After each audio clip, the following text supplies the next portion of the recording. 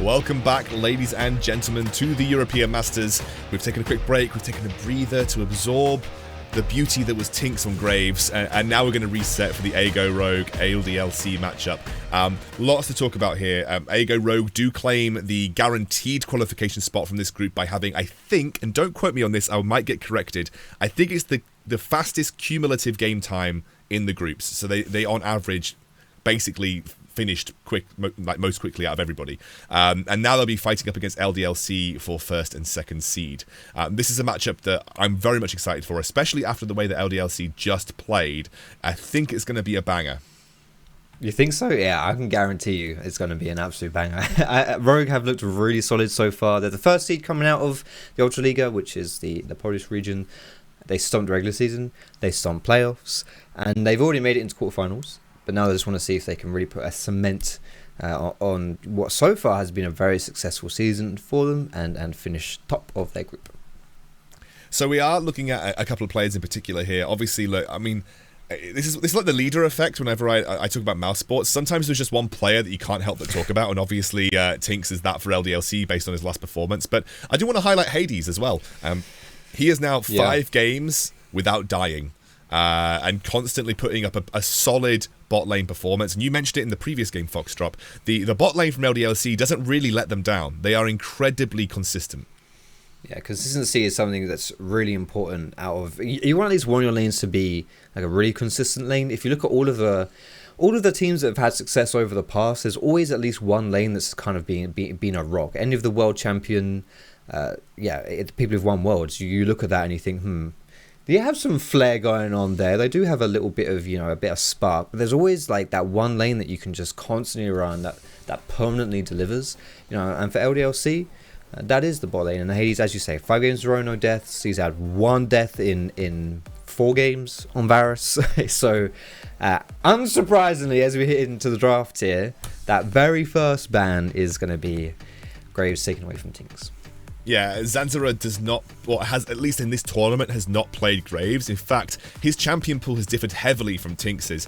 TynX has been more aggressive. Lee Sin, Graves, Rek'Sai, Shyvana, the AP Shyvana that we saw, whereas Zanzarah has been Gragas, Poppy, Sejuani, Trundle. He's got a different style of jungling to TynX, and that's where the mismatch comes through. But I do want to highlight some of the solo laners differentials. And look, I'm going to be completely fair with you guys. Stats do not tell the story about how good an individual player is, so take this with a pinch of salt.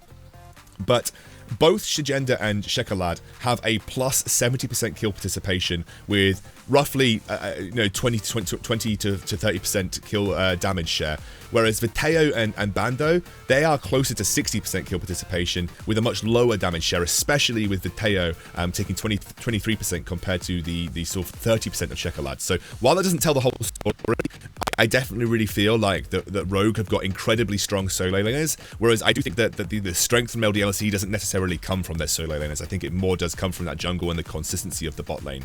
And I think especially when you look at Szygenda versus Bando, Szygenda is probably one of the most exciting top laners in this tournament, and that might be where we see a little bit of difference open up if they're not put on tank versus tank duty.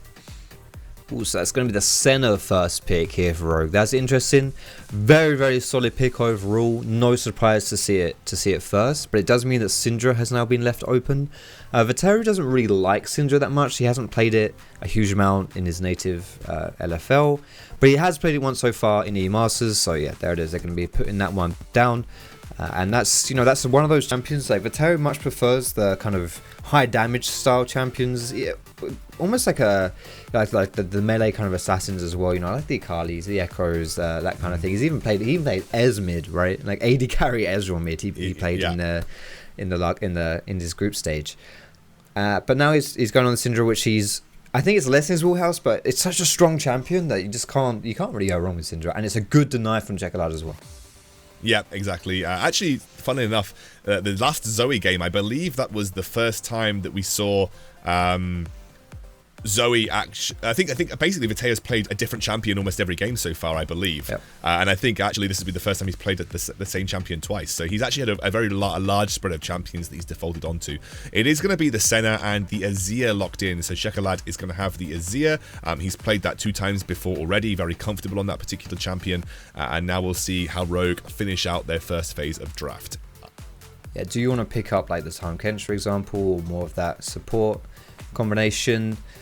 Gonna be the top laner instead. Blind picking that for Szygenda. He's been, like you say, he's been really good. He's been really solid. It's his most played champion so far, this Aatrox, and I do think, you know, this could be a bit of a mismatch because Bando really likes this Aatrox pick. He kind of defaults to this a little bit too.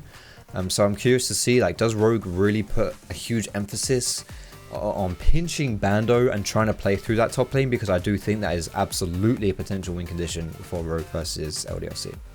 Yeah, and they also could potentially start banning out the supports here if they wanted to, I guess, to limit what would work. I think, do you have to ban Yuumi now that you see that the Ezreal has been taken? Is that just something that you automatically have to try and think about banning? I don't know. The Ivan has been banned away from Zanzarah here. I imagine they might follow up with maybe they follow up with the Gragas. I think that might be the other ban that would Rogue would default to. And yes, it is the Yuumi ban. It is obviously Ezreal Yuumi. You don't really want to give that a lane away if you can help it. So I think that's a sensible ban. Yep. And I think if you are really looking to pinch Zanzarah, Gragas is the next kind of jungler down on that pecking list that you do want to kind of chuck a ban to, because obviously you're not going to be playing Sejuani into Trundle most likely, so it would be someone that Zanzarah would play. The Rek'Sai instead. Okay, so that's interesting. So Zanzarah plays a lot of Gragas. It is his most played jungler so far in EU Masters. He has played Rek'Sai, but he much prefers, you know, the fat man in the jungle. And I'm just curious, like, are LDLC just really trying to get a matchup that TynX can hard bully? Because it is a lot easier for Trundle to pressure and bully a Gragas compared to that Rek'Sai. So we're seeing that being slapped down in the bans. And YellOwStaR, third game in a row, I believe it is. He's going to get that bard. It's worked so far for him. And, you know, that Ezreal is more of a kind of independent pick that can look after himself. So don't need to have that support. Instead, get some more aggressive like the Bando. Taking some inspiration from Elmao in the LPL finals. Oh my god, did you see that? His bard was just nutty. They're actually going to opt into the Sejuani versus Trundle matchup. This is something that not a lot of people like to go for. It's also going to be the Zilean. So Zilean is one of the caster supports that I think works well with Fasting Senna because he does do well with gold. So they are going to give that over to Mystiques, who will be taking the Zilean in the bot lane. What do you make of this matchup then? Opting into the Sejuani Trundle matchup. I'm not a fan of it. There's a reason why you blind pick Trundle. It's because it does very well into Sejuani. A lot of times when Trundle comes back into meta, it's because Sejuani is starting to take over the meta as well. But you know, there are ways to play around it, especially if you take like Hail of Blades, for example, on Sejuani. You don't have the aftershock, so that Trundle can't steal that away from you and become like really indestructible. But it does. I'm actually somewhat curious. I'm not expecting this. But maybe they swap Ez mid here and play Syndra bot. Maybe they do something cheeky like that. I would be surprised if that happened, but you know, Vétheo has played Ezreal this so far in E-Masters. I'm just thinking, you know what? Just do it, whip it out, do something crazy. But no, unfortunately for me, it's going to be shoved standard. in really hard, right? Yeah, it would like suck. If you don't take the Syndra, like it would suck unless you played for kills in mid lane, which if you're going to do that, then you may as well just stick Syndra in mid as well. But yeah, it's fine. I was just getting a little bit kind of something spicy, maybe. We like to experiment. We like to just throw a little spanner in the works from time to time. These two comps have now been locked in, Foxy. What are you making of them? What are your thoughts on both compositions that you're seeing? Yeah, my eyes are actually drawn to Bando a lot this game too. So I'm thinking that I've just seen something else that's very interesting. I'll talk about after too. But with Bando on this Mordekaiser, his last Mordekaiser game was very good, but it was the first time he played it, and he was playing it into arguably quite an easy matchup. Mordekaiser into tanks, like that's really something that he's very comfortable doing. He has a lot of kind of anti-tank kind of like things in his kit and with his itemization. But this is going to be a much different beast playing up against Szygenda on his Aatrox. What my eyes are drawn to as well, at this point, we talked about how Sejuani probably doesn't want to get Aftershock, because how good that is for the Trundle to steal stats away. But she's not gone Hail of Blade, she's gone Unsealed Spellbook. Yes, so that's I was going really to mention that, yeah. I'm not really sure. Unsealed Spellbook, talk to me about that. Have you ever seen it before? Yeah. Not on Sejuani. So you don't see a huge amount of Spellbook unless you're playing a champion that doesn't really need anything else. So a champion like Horn, for example, who doesn't really have great keystones. Like, sure, you can go Grasp and stuff like that, but It's not like this champion revolves around his keystone for his playstyle.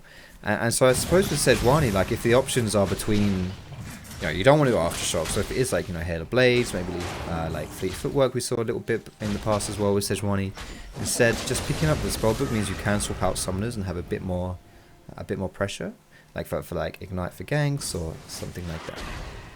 I guess team utility being the name of the game. Yeah. You can bring out like an extra exhaust in places. Teleport maybe, the teleporting jungle ganks that could come out. I mean, let's see how it goes. Obviously, it was a conscious decision to opt away from the Aftershock. TynX already just putting his foot down right away, goes straight red to red. And he's going to take away the red buff from Zanzarah, who is just going to slowly move away down from his wolves. I don't think he's going to get there in time. I think TynX will be able to walk away with this for free. Yeah, I'd be surprised if Zanzarah even tries. Oh, okay, this is a level mismatch here, though.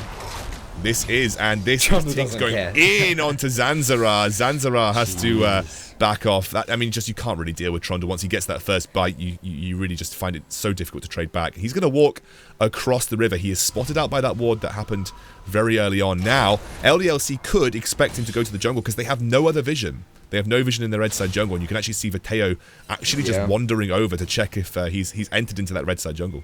Yeah, he was low enough that you definitely could bully him off of that camp there, and there wouldn't be too much that Zanzarah could do about it. And TynX now already off to a bit of a roaring start here, putting the pressure down onto the Sejuani. Kind of what do you expect in this matchup? It's not all about the Aftershock that makes this such a good matchup for Trundle. It's just the way the champions work. You can bully out Sejuani.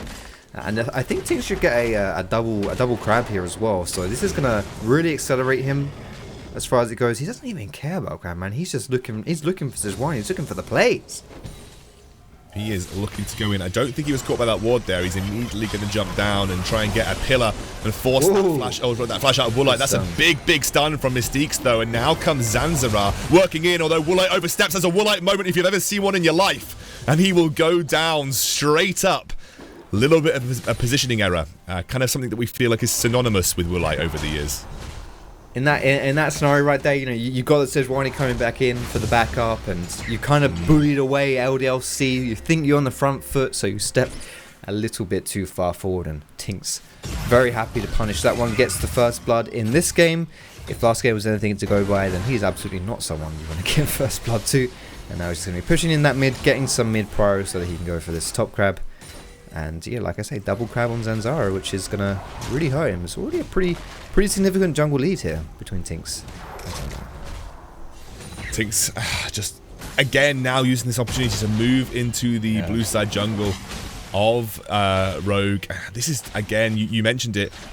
You felt like there was a jungle mismatch here, and it looks like to even begin the game off, we are seeing TynX stamp down on Zanzarah in the jungle. Again, it is a matchup that I think you find difficult as a Sejuani. Yes. I think Trundle does trade effectively with a lot of junglers in the early game, but TynX is just like starving resources from his enemy jungler, building level advantages, and by proxy building map pressure as well. On the plus side for Rogue here, Sejuani isn't really a champion that worries too much about having an early lead and can play a bit more passive as it goes early on, and not be overly punished for coming out of the lane phase with like a few camps down or maybe even a level down or something like that. Like Sejuani's big kind of focus at this point, is to not really get dominated by TynX and then to hit that level 6. But TynX is continuing his pressure here, going for the top lane dive. He's going for the top lane dive. Szygenda not actually taken down immediately. In comes Czekolad, who jumps onto Bando. That was an awkward dive.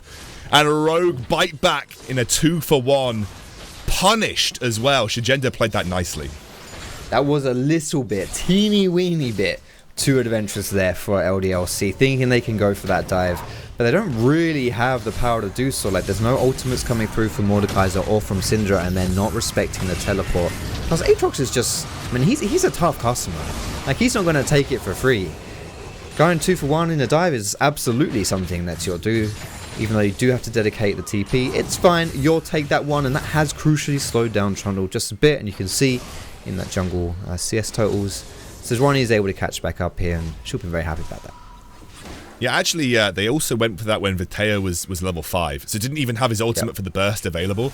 That was maybe the mistake that they made. I actually really love the way that Szygenda played it as well. Like, I think TynX smited Szygenda on the dive, so took the turret aggro straight away.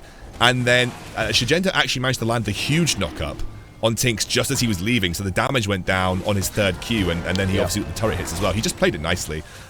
Rogue are now going to try and contest this dragon. I think TynX maybe not in as strong of a position as he was, but Zanzarah's just on the wrong side of the map here, so I don't believe that he'll be able to contest this nicely. Though Bando going toe-to-toe with Szygenda. Szygenda has found his edge. That 1v1 right now is not going in Bando's favor. The exhaust comes down. Unsealed spellbook, boys. It's Szygenda and Zanzarah picking up the kill here. A good start, actually. Rogue biting back nicely. Man, Exhaust is OP. To be fair, honestly, I think Exhaust genuinely is OP right now. There's a reason why AD carries have been picking it up, and it is very, very powerful as a summoner spell, and part of the reason why it's so good is because it gives you a slow, which, hey, that's great if you're a jungler. Get more CC going down, able to slow them down and just secure that kill for your team. This was something, though, that we touched upon in the draft, the Mordekaiser into Aatrox. Very different compared to Mordekaiser into Ornn, and in those big kind of like 1v1 kind of like fist fights between Mord and Aatrox, you really have to be careful, and I think they even do favour Aatrox, especially at this part of the game. So Bando, mate, this is not an Ornn you're playing versus. You're going to have to adapt your game a little bit. Yeah, he is 20 CS down and has got a 0-2 scoreline right now, so he has been the punching bag for Rogue. And we kind of talked about Szygenda being the top laner to watch in this game, the solo laner that we think has a major advantage over his opposition. Definitely looking that way. Bando's got a lot of catching up to do here. You're going to see the 8-minute swap coming out from the Rogue bot lane, trying to set up for a potential Rift Herald, but it does look like LDLC have followed suit immediately, although they have left Hades down the bottom side of the map and simply rotated YellOwStaR up. Yeah, there's 2 TPs that they left in the bot side, so if Hades and Mystiques do want to join in and play, they can do so. This Trundle, despite having a bit of a gaff in that top lane dive, he was able to secure the dragon. Now they're looking to go for something on the Rift Herald as well. Like, he's still Trundle, he still has that advantage over Sejuani. And, again, Zanzarah, he's on the bot side of the map. They're just going to be giving this one away and not contesting the Herald.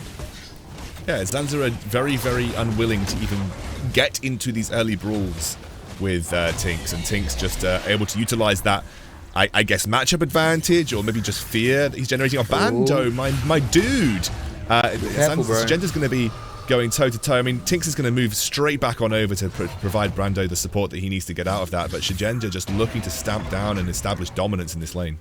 Yeah, putting a lot of pressure there on the Mordekaiser, so he can very, very easily and effectively punish at this stage of the game. And Zanzarah, weren't able to do something on the top side of the map, so decides maybe you can do something on the bot side, but oh my goodness, he is going to be in a little bit of a potential pickle here. No, he just walks away. He's safe. Should be able to pick up this crab on the bot side. Woolite has head back down towards that bot lane. Mystiques has just been able to farm up best he can in this situation. And they're trying to take some plates from that bot lane turret. Obviously, Szygenda has just found Bando wanting once more, and Bando has popped the ultimate. TynX coming through. Can Bando buy enough time in this situation? Although Szygenda bounces back, Czekolad is there. He pushes Bando back towards Szygenda, and Szygenda forced a flash, but Czekolad will pick up the kill, and now TynX by himself. Mystiques has that ultimate available as TynX dives over, trying to do and kill Szygenda, but that will be the Zilean ultimate bringing Czekolad back in. I think he'll actually end up going down here. No, he won't. The shielding coming in as he dives away, and Rogue getting another skirmish in their favor. I think that was maybe a situation where Syndra didn't have a lot of her spheres down, so her ultimate didn't do a huge amount of damage, but still, that was something that looked a little bit scary actually for LDLC as the play started out. I thought maybe Rogue were able to win out in this skirmish, but actually pretty good for LDLC as it goes. We'll see in the start of this one. This is where I think Szygenda has, I thought he had a big advantage over Bando, but the problem is when you go into this death prism here, into the shadow realm, you steal stats from your opponent, so you actually do get a little bit more of an oomph in that 1v1. And it's just like, look at Trundle, man. Trundle's he just beats you down. He's got a club and he is not afraid to use it, and my goodness, he does so much damage. YellOwStaR very close. He does go down. Szygenda actually gets the kill there. YellOwStaR unfortunately losing his life in a 2v1 versus Szygenda, who is now 2-1-3. 100% of the kills have in some way involved the top laner from Rogue so far. who's also gone cull, by the way. So he's, even with this early game advantage, looking to cash out just a little bit more in terms of itemization. Still, I wouldn't. I don't want to call this game one-sided favored right now, because actually the gold lead is very small, just under 1,000 in favor of Rogue right now. But it does look like those solo laners are performing. We did mention it. We thought Czekolad and Szygenda were some of the strong points of the Rogue lineup, and they are performing where it counts. They have got good CSs. Obviously, they've got a decent scoreline for either of them also. This is a play. It's going to be forcing out a couple of flashes here. No one's actually going to go down at the end of it. I was expecting a bit more from that, but luckily those flashes come in useful and everybody gets out. Zanzarah getting out. What are you talking about, man? Going for more. They ain't had enough. Well, Zanzarah felt that he was comfortable. He has that ultimate off cooldown. He has the flash of it. Two Mystiques now taken very low. Won't pop the ultimate. Will go down now, but I don't think they're going to have the support to stop him from dying in this situation as TynX dives forward. It's so low. YellOwStaR will pick up the kill. And now Szygenda, one of the strongest players on Rogue, just looking to get back involved in this fight. Lots of low HP bars on LDLC and lots of damage still available for Rogue, but they are getting warded away by that Syndra. I don't think Rogue are done just yet, though. Szygenda just looking on the outside of this fight. But Rogue will say, we can't contest the dragon, we're going to back off. That was one of the more peculiar engagements I think I've seen for a dragon fight ever, honestly. A TP coming in from the jungler, because of course this is an unsealed spellbook, Sejuani. That was just very back and forth. It looked really terrible, but then it was okay. And the LDLC, at the end of the day, they pick up the dragon. Oh, it's a fight mid. Zanzarah dived in. I think that was more hopeful than anything, and then really was just, I think, looking to stop that Rift Herald push, potentially stop any more plates going down in the mid side of the map. And now Zanzarah just happy to kind of stop that play from happening. They get the flash out of YellOwStaR as well. Something we should take notice of this game as well is obviously the relative scaling of each team, because at this point in the game, it's not like the game we saw last, where LDLC was like 5,000 gold in the lead or something like that. This is a pretty even game. It's literally dead even actually in the gold. And you do have pretty good scaling options from both teams, which means that as this game goes on, it's going to come down a lot more to like the individual kind of mechanics of both the players and the way that the champions function. And something that I want to put a bit of a highlight on is Bando in this top lane, because the observers obviously knew I was about to say that, because these guys are just absolute gods. They're insta-focused on that top lane. Bando's ultimate here, he can steal away so many good targets, but specifically what I'm looking at, you've got Zilean, Senna, and Sejuani are three very kind of supporty style champions that actually enable Czekolad and Szygenda quite a lot. And if you take them into prison, you arrest them, it makes the team fights a lot easier to play, and they're very squishy and definite 1v1 targets that you can beat. So I do think that this Mordekaiser pick will have merit in these team fights, being able to deny with the utility that people like Senna and Zilean can afford. Like, I think I'd almost just be grabbing Zilean almost every day of the week, like just force him to ult himself. Yeah, like he can't ult anyone when he's in prison, Senna, right? What does Senna do when she's in prison? What does she do? There is zero outplay to Mordekaiser on a good day, but when you're Senna, there is just nothing. I just kiss goodbye to your life. This is not happening. You're going to go down, and that is a beautiful target for Bando in these fights. Two members already on the bot side of the map here for Rogue. That's going to give TynX all the indication that he needs to go for his second Rift Herald of the game. And again, it doesn't even feel like Rogue are interested in competing for neutral objectives right now. Zanzarah has been on the opposite side of the map every time. It's almost like Szygenda is doing Zanzarah's work right now as he works up towards this Rift Herald. I don't think they're going to get there in time, though. The smite should come down, allowing LDLC to confirm this, but will they be able to pick it up? Yeah, I think they should be able to here. Zanzarah finally turns up, but about 30 seconds too late, and Rogue will run away with the tails between their legs once more. Woolite actually caught up, a defensive ultimate. I think Woolite just goes down here as Vétheo picks up the kill. So they get both the Rift Herald and a kill, and immediately the TynX and squad rally around this Rift Herald that is dropped straight into the mid lane. Yeah, and Czekolad is just sitting bot, so I don't know if they'll get more than this, but it looks like LDLC are pretty content to keep pushing with this Rift Herald to get some more chip damage onto this second mid tower. Not sure if you'll be able to take the whole thing down, but either way, that's pretty good. I'll definitely take that one. Well, they are going for it. Okay. Szygenda actually goes aggressive onto YellOwStaR once more, pops the ultimate, looking to get as much damage down as physically possible as Bando now trying to buy time. Zanzarah picks up the kill onto YellOwStaR. Szygenda popping off once more, but the double kill goes for Zanzarah as TynX is forced to flash. Oh, you can't flash away from Shurima, baby! And that is another nice play by Czekolad getting the kill onto TynX. That was beautiful. That was such a nice play. He read that one like a book. Really, really nice and clean Azir play right there. And LDLC, who were in the driving seat, pushing down this mid lane, it was them who was making this happen. Now suddenly they're on the back foot, and Rogue gonna answer with their own mid tower.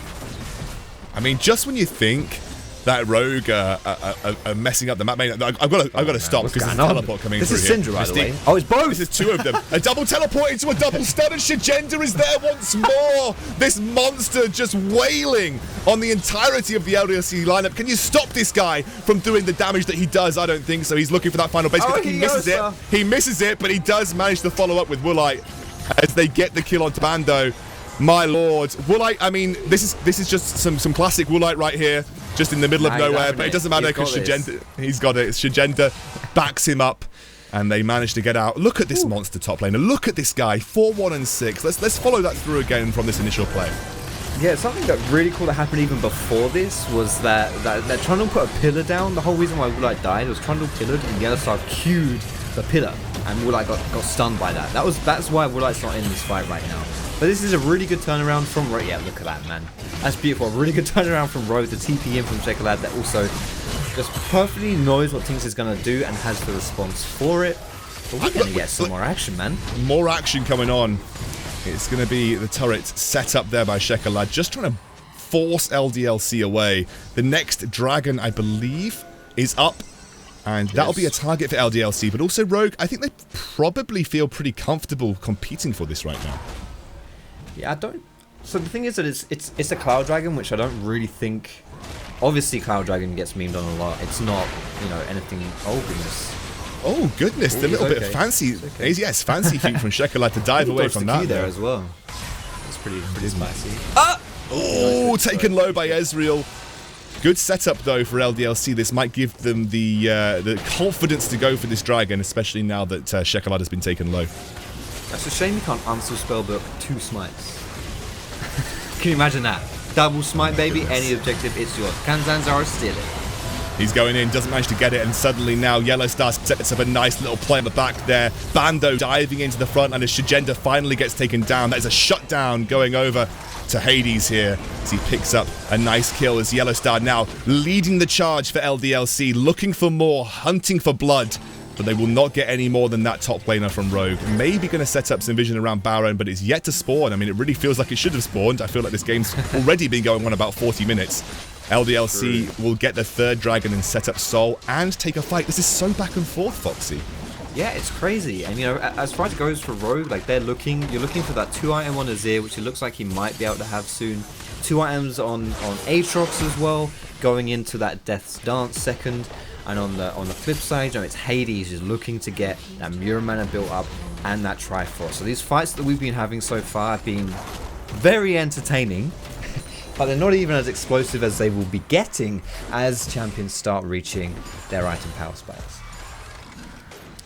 Looks like Rogue trying to find a way onto that mid lane turret, but LDLC doing a great job of defending that tier 1. Losing that tier 1 would essentially open up the map for Rogue and give them a bit more freedom to move across the blue and red side jungles, especially now that the Baron is spawning. They want to be able to have that freedom to push some vision into the red side jungle of LDLC, but that tier 1 is actually providing a lot of protection for the Baron for LDLC right now. Very easy areas for them to retreat to if they get stuck in an awkward fight in that area. So LDLC just doing a good job of maintaining map control all around that tier 1 that they've managed to keep alive in that mid lane.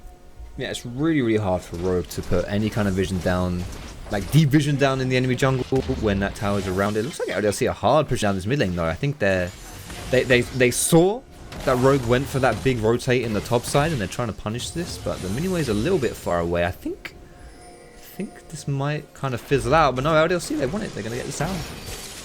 I'm going to go straight for it. Should be able to pick this up pretty easily. LDLC dive in and pick that up.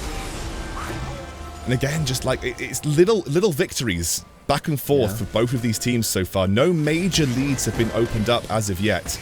both teams playing to their absolute maximum to secure this first seed coming out of Group B.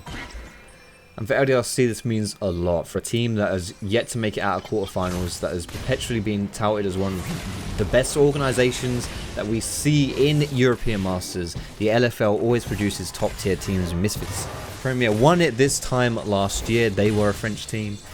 And, you know, they haven't been quite able to make that kind of oomph, that big splash in EU Masters, and finishing top seed will be a big deal for them, and it will make it easier in that quarterfinal matchup as well. They'll have a more favourable matchup, so a lot on the line for both these teams, but especially for LDLC, you really want to prove that they are actually one of the top tier teams in Europe. I think LDLC, correct me if I'm wrong, Foxy, but I think LDLC, this is their 5th European Masters. I believe they've been in almost every European Masters that we've had so far. I need to double check that, but I can't. I'm not going to commit to that statement. But every LDLC Masters that they've been in, every European Masters rather that they've been in, LDLC have kind of come in, and the community sentiment has been, this is like a super strong team from the LFL French region. This is the team that the tournament favourite. Then we get to the quarterfinals and they fall on their face.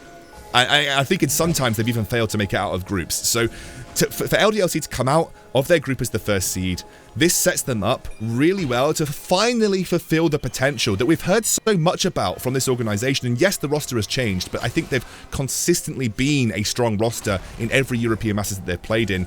TynX now looking for an aggressive play in this mid lane. I think this would be a big win for them. I think they need it as well to really kind of live up to the hype that they've generated over the years that LDLC have been active.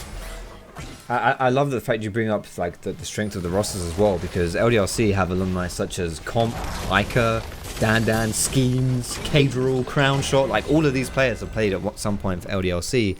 Like they're talent magnets. Like they always find the good players, and so you could be seeing some of these players, and like the Vétheo, the Hades that you've perhaps not heard of. With obviously mega hyped up things as well. This definitely could be some names that you might recognize going forward in the ADC. Oh, Zanzarah, he absolutely whiffs the ultimate and may pay for it now as LDLC dive forward. They pick up the kill. Hades starting to hit hard with those Mystic shots and immediately forces out the ultimate from Mystiques onto Czekolad. And that is just going to be some defensive maneuvers coming out from Rogue as LDLC continue to pound away in these fights. And with 12 seconds until the soul, you can't help but feel that Rogue have lost this one. Yeah, they're not going to be able to contest that dragon at all. That's kind of painful, but it is a Cloud Soul, you know. On the plus side for Rogue, it's not one of the really scary ones such as Infernal or Ocean, but Rogue are just really going for it, aren't they? Szygenda just trying to go straight in. Woolite will pick the kill. That is now actually a 4 versus 4. I think they pick up the Dragon Soul in the meantime, though, so that will be confirmed. It is Cloud. I know you have opinions about Cloud Soul, Foxy, but we'll talk about them in just a moment as Bando immediately does that little death realm onto Mystiques. He's going 1v1 versus the Zilean right now. The ultimate not even available for him at this point in time. That is the Shurima shuffle, but it doesn't really have an effect as the shutdown comes in for Hades on the back line, wailing away. Mystic shot, auto attack, Mystic shot, auto attack, and he is doing the damage. Triple kill now for the AD carry from LDLC. He's going to finally get his just rewards. They get the ace, and that is a huge win over Rogue.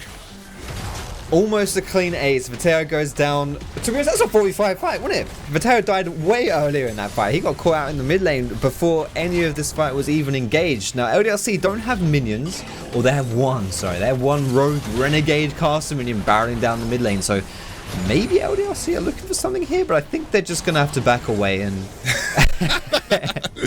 Oh, and Bando, it can't get any easier for it, can you, mate? He dies to turret at the end. They're not going to be able to... I'm not going to get baited by the LDLC attempted push for finish this time round. Oh, yo. Azir's Bellbook, Sejuani, TP flank. It's not just Sejuani. Oh. He misses it, but they're still going to find Vétheo. The TP flank comes through. Now TynX going to be the target as Mystiques try to slow him down, but you can't slow a Trundle. That might be enough, though. The damage dealt to go straight for this Baron. Rogue looking to answer. Again, swings and roundabouts. Every time some team finds an advantage, the other bites back.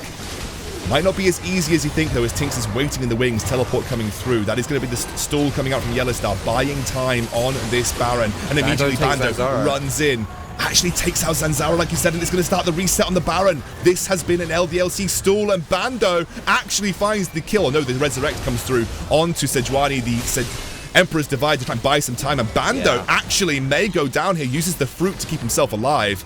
But this is such a drawn-out fight. Szygenda jumps over the wall. Hades trying to find a stray kill just somewhere in that brush, and immediately LDLC say, wait, we're going to go for Baron. We're turning onto this objective. This felt like it was a real kind of last-ditch effort for Rogue. It wasn't the ideal setup for them to go for this Baron, but they know if we don't take this, there may not be a better opportunity for us to go for the Baron, and they're still not done. They're still going to go for it. It's really low. I think LDLC are going to secure this one, but Rogue want to re-engage. So the running up is up soon, but not quite soon enough. Wow, that was an emotional roller coaster. There was a lot going on there. In the meantime, they may even end up losing a Nexus turret from that attempt to defend at the Baron. Right now, LDLC have opened up the first significant advantage of this game. Baron and Dragon Soul with a 6k gold lead to boot. And it is Hades 5-0 another potential deathless game from the AD carry, the unsung hero from the LDLC lineup. He is in such a good spot and has been having such an excellent game too. Yeah, he's not going to be unsung for much longer because we have been stretching our vocal cords about this guy today. Like he's on the tip of our tongues for good reason. This is the 5th, maybe even the 6th game in a row that he's put up a big goose egg in that death column. And honestly, like he's so strong right now with those 3 items. Mystiques, you're in trouble, buddy. Yeah, it forces the ultimate, but this is great for LDLC. They just wait for that to expire and suddenly the fight becomes an even playing field once more. No extra GA available for Rogue. They can't even get close to them. Bando, even at 2 and 6, is such a threat from this LDLC lineup. And really, Azir just not doing enough work to force the LDLC boys away. They're trying to go for this inhibitor turret, but they will not be able to find it as of yet. True Shot Barrage coming through, just building pressure, working with the waves, using that Baron to push onto this neutral objective. I don't think it's going to be lasting much longer here. Rogue not being able to do too much to defend against LDLC because they can't find that hard engage and they don't win a team fight. It's going to focus the tower here though. Taking it slow. I mean, Rogue, you have to make the play now, boys. Otherwise, you're going to have that Nexus exposed, and suddenly Zanzarah finally lands a Sejuani ultimate, but the rest of his team is not able to follow up on it on Bando in the meantime, taking Szygenda out the fight. He loses that one, I think, but at the end of the day, it doesn't matter because the Nexus is open. Hades is untouched. They're going straight onto it. Hades looking for extra kills. He will not find them, but they will take the game. LDLC, the LFL second seeds, exit the group as the first seed of Group B, beating Rogue and putting themselves in a great position for the quarterfinals. Yeah, that was very, very convincing again from LDLC. Like the kill totals there was something like 13 to 14. Like it was honestly really close, but LDLC really felt like they were in control. And you know, I think this is really going to raise some questions about how you deal with TynX, because even in this game, this wasn't the TynX show by any means, but just the way that he plays early puts so much pressure on opposing teams that it enables you to get things like total dragon control, and then when that starts snowballing at like 25 minutes, suddenly, oh crap, this is a Dragon Soul, you know, and then that's how the game starts becoming really hard to play. So yeah, I think if you go back and look at that. I think if you go back and look at that VOD, you'll look at every time TynX started a neutral objective and set it up for his team, Zanzarah was on the opposite side of the map. I don't know whether that was a conscious choice or whether it was just like I was just in the wrong place at the wrong time. But, you know, if the Graves game was the TynX show, this was the TynX prequel. Like, he basically had the first 5 to 10 minutes of this game where he was in control, right? This was TynX setting up his team for success, and then his team capitalized on the success that he, you know, the game state that he set up.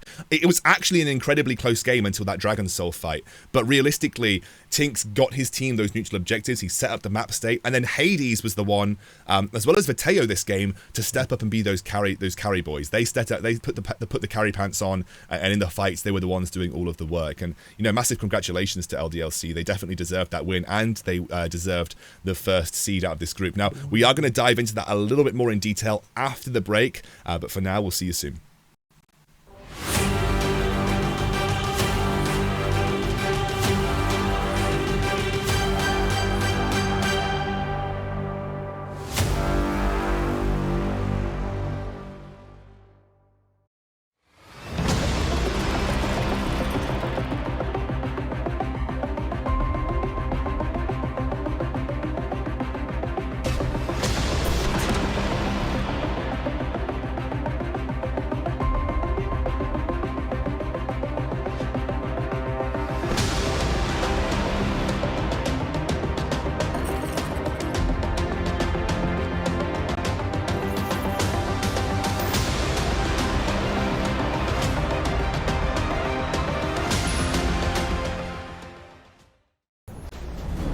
time for a true display of skill. My axe is ready.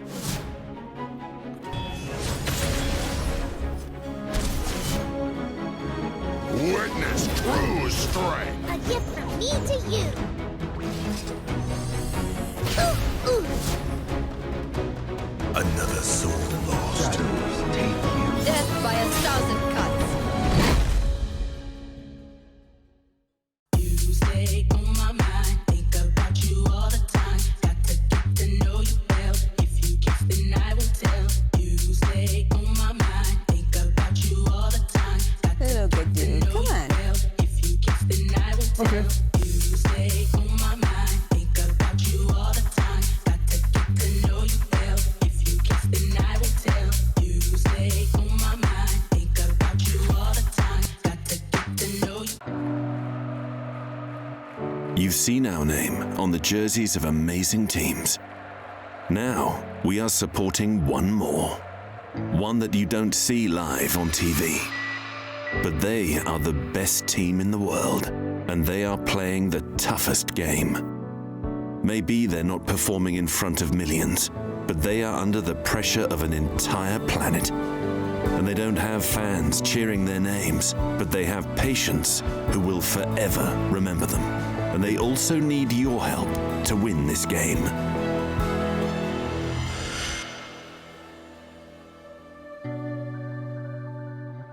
Stay home like a pro.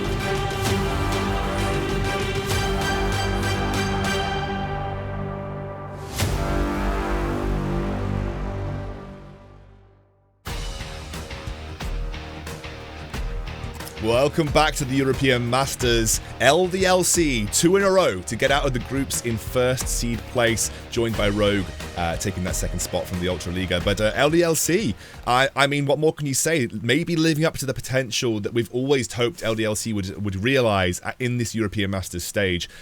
Really, it does feel like a team mediated by TynX, but I think the whole team played really well in that last game. Yeah, I think LDLC as a whole, there's been like a huge growth, I would say, from this team from what we saw in week 1 of groups to what we're seeing now as them coming out as the first seed. I'm really impressed with the way that they played both games today. TynX was obviously a massive standout, but we keep saying his name.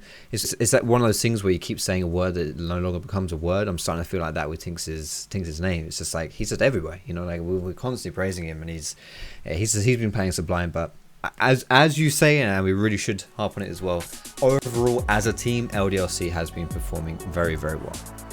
I do want to, you know, if we want to talk about anybody else specifically in this lineup, I want to kind of talk about the bot lane collectively, especially Hades. We talked about that consistency from the bot lane. Hades, again, had a really excellent performance, didn't take any unnecessary risks. And yeah, okay, there were some great moments from Rogue, and, you know, especially Czekolad and Szygenda. I really want to give props to them. They looked incredible this game too. But realistically, when the full package came through, LDLC were just better in those crucial teamfight moments. Yeah, they were better as like a 5-man unit. It did feel like Rogue were a little bit kind of disjointed at times with the way that they made their plays, and they were kind of getting like some people were going for engages a bit too early, and you know, it just wasn't really stacking up for them in their favor. Whereas LDLC definitely performed like a unit, just an absolute unit if you ask me. And Hades, you know, you're seeing him dash around the middle of that team fight right there. Another deathless game for him, so he is now just 6 in a row. He is the immortal, right? He is the immortal. I mean, he's god of the underworld, right? So I suppose he's very used to death and knows how to keep it at bay. I mean, maybe that's the hack. He just names himself God of Death and literally just cannot die. It's just not allowed. This is the breakers. Obviously, you can see that the LDLC did win. If you're just joining now, no, we haven't got that game to play. LDLC have just won versus AGO Rogue, and they will take that first seed spot. They beat out Vodafone Giants, and obviously at the SLO, they lost their first seed from the European Masters already. Unfortunately, Vodafone Giants bow out now, and that kind of translates it nicely over to the next series that we're going to be looking at, which is going to be the Movistar Riders going up against Schalke 04. It's going to be an interesting one because the SLO, this is their last chance, this is their last hope in the European Masters. If they lose this, they don't have a seed left in this tournament whatsoever. It's a big loss for the SLO. Yeah, definitely. Like, Spain's always one of those regions that you look up to as being one of the premier regions in Europe, and they've always produced some top quality teams. And like you say, you know, this next game, if Movistar lose that one, then there are no Spanish representatives in the quarterfinals and beyond, which will be the first time that has happened.